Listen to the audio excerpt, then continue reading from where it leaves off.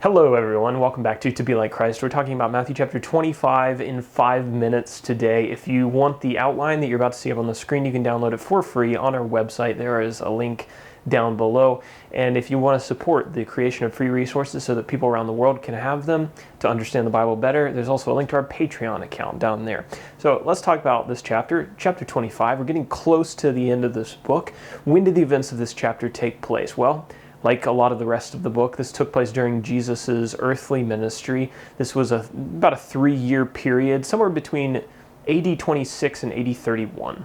I've got a list of 4 main characters. We've got Jesus, we've got his disciples, his students, and then 10 virgins. Now, these were a few characters that Jesus used in one of his parables to talk about the principle of preparedness.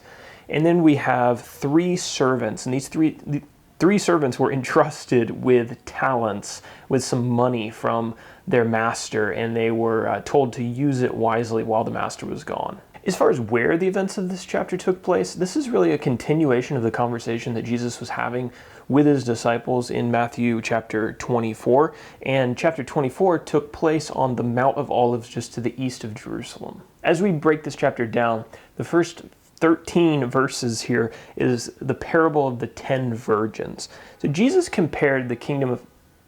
People are honking outside. Okay, fun fact, maybe we can fit it in 5 minutes. So I live in Albania, and people double park here all the time. Like they block other people in. So then when that happens, they go into the store or whatever, and then the person needs out, and so literally they just lay on their horn repeatedly until the person comes back out and moves their car. So that's what's going on outside. Now, let's talk about the outline for this. Okay, verses 1 through 13, they are the parable of the 10 virgins. There were, Jesus compared the kingdom of... I don't know if you can hear the horn or not, but they're going strong out there. So the parable of the 10 virgins. Jesus compared the kingdom of heaven to 10 virgins awaiting a bridegroom, and 5 of these virgins were wise, and they took extra oil in their lamps. 5 of them, though, were foolish, and they didn't take any extras. Well, the bridegroom was delayed in coming, and the foolish virgins had to leave to go buy extra oil. While they were away buying that oil, the bridegroom came, and all the people who were ready, those 5 wise virgins, they went into the marriage feast, and the doors were locked. And so the foolish virgins came back, and they were locked out. And Jesus concludes the parable by saying, "Watch therefore, for you know neither the day nor the hour." Section number 2, the parable of the talents. This is verses 14 through 30. There was a man, he was going on a journey, and he had some servants, and he entrusted some of his money to 3 servants, 5 talents to one servant, 2 talents to another, and then 1 talent to the last one. Well, the master returned and evaluated everybody's work, and he commended and blessed the first 2 servants who had made a profit, but then he condemned the lazy servant who hadn't done anything. And the lesson that Jesus' listeners are supposed to take from this is stated here: "For to everyone who has will more be given, and he will have an abundance. But from the one who has not, even what he has will be taken away." So then in the last part of this chapter, verses 31 through 46, we have this scene of the judgment day at the end of time.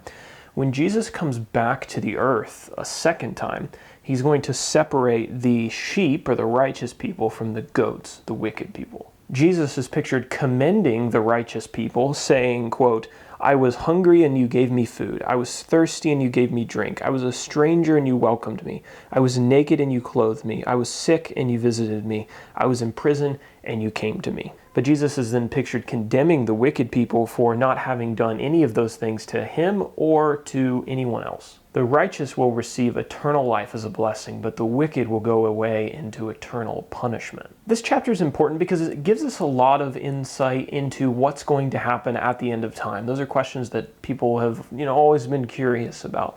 So we're told here at the end of the chapter something about this judgment day, and it's pictured for us. Everyone is going to have to give an account for what they've done in their life, and you can be assured that all of the injustices, all of the violence, the harm that's been done to people in this world that has gone unpunished, or people have gotten away with, they will be punished by God, and it will be made right by a perfect and just judge. That's also true for the good deeds that have gone unseen in this world, the good deeds of the humble and the secret do-gooders of the earth. God will expose their good works and bless them for them.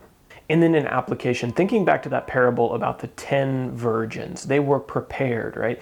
And because of that, they were ready for the arrival of the bridegroom. Well, in the same way, we as human beings need to be prepared for the arrival of the King when Jesus comes back. We learn from the parable of the talents that we will be judged in part based on the talents, the blessings that God gave us, and how we use them as his servants. And then we'll have to give an answer for how well or how poorly we treated those who were in need.